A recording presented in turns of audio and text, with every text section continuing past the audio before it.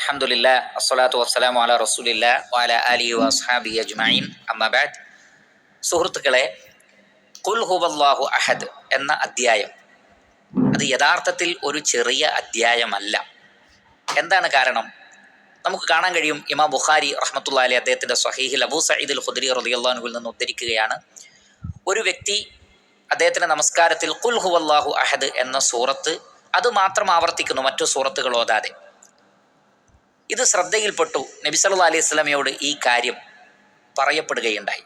അപ്പോൾ നബി സല്ലല്ലാഹു അലൈഹി വസല്ലമ പറഞ്ഞത്, വല്ലദീ നഫ്സി ബിയദിഹി ഇന്നഹാ ലതഅദിലു സുലുസൽ ഖുർആൻ. എൻ്റെ ആത്മാവ് ഏതൊരു റബ്ബിൻ്റെ കൈകളിലാണോ അവൻ തന്നെയാണ് സത്യം. പരിശുദ്ധ ഖുർആനിൻ്റെ 1/3 ഈ അധ്യായം എന്നാണ്.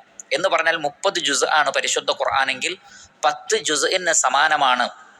അത് ഓതിയ പ്രതിഫലം ലഭിക്കുന്നതാണ് ഖുൽ ഹുവല്ലാഹു അഹദ് എന്ന സൂറത്ത് പാരായണം ചെയ്താൽ.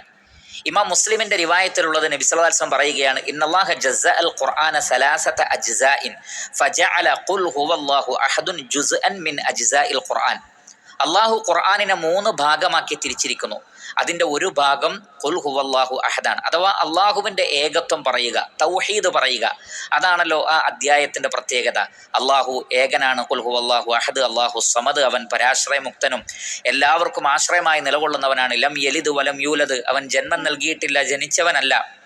വലം യകുല്ലഹു കുഫുവൻ അഹദ്, അവന് തുല്യമായി ആരുമില്ല. അപ്പോൾ തൗഹീദിൻ്റെ ആശയമാണ് ഈ അധ്യായത്തിലുള്ളത്. പരിശുദ്ധ ഖുർആനിലെ പ്രധാനപ്പെട്ട ആശയങ്ങൾ എന്ന് പറയുന്നത്, ഒന്ന് ചരിത്രവും കഥയും അതിലുള്ള ഗുണപാഠങ്ങളുമാണ്.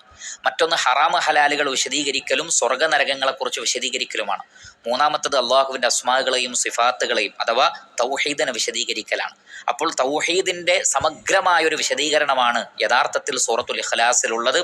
അതുകൊണ്ട് തന്നെ 10 ജുസ് ഓതിയതിന് സമാനമായ പ്രതിഫലം ലഭിക്കും ഖുൽ ഹുവല്ലാഹു അഹദ് എന്ന സൂറത്ത് ഓതിയാൽ. അതുകൊണ്ട് തന്നെ നബി സല്ലല്ലാഹു അലൈഹി വസല്ലം പറഞ്ഞിട്ടുണ്ട്, രാത്രിയിൽ നിങ്ങൾ നമസ്കാരത്തിൽ വിത്റിൽ ഇത് ഓതുക, ഖുർആനിൻ്റെ 1/3 ഓതിയ പ്രതിഫലം ലഭിക്കും. അതേപോലെ തന്നെ ഒരുപാട് സുന്നത്ത് നമസ്കാരങ്ങളിൽ നമുക്കറിയാം, ഫജറിന് മുമ്പുള്ള സുന്നത്ത് നമസ്കാരം, മഗ്രിബിന് ശേഷമുള്ള സുന്നത്ത് നമസ്കാരം, തവാഫ് കഴിഞ്ഞാലുള്ള സുന്നത്ത് നമസ്കാരം, വിത്റിൽ ഒക്കെ നമ്മൾ സൂറത്തുൽ ഇഖ്ലാസ് പാരായണം ചെയ്യുന്നുണ്ട്. അതല്ലാതെയും നമുക്ക് സൂറത്തുൽ ഇഖ്ലാസ് പാരായണം ചെയ്താൽ ഈ പ്രതിഫലം ലഭിക്കുന്നതാണ്. അതുകൊണ്ട് തന്നെ ഖുൽ ഹുവല്ലാഹു അഹദ് എന്ന സൂറത്ത് ഒരു ചെറിയ അധ്യായമല്ല. വലിപ്പത്തിൽ ചെറുതാണെങ്കിലും പ്രതിഫലത്തിൽ വലിയ അധ്യായമാണത് എന്ന് മനസ്സിലാക്കുക. അതുകൊണ്ട് തന്നെ ഈ അധ്യായത്തെ നമ്മൾ പ്രത്യേകം പരിഗണിക്കുക. അള്ളാഹു അനുഗ്രഹിക്കട്ടെ.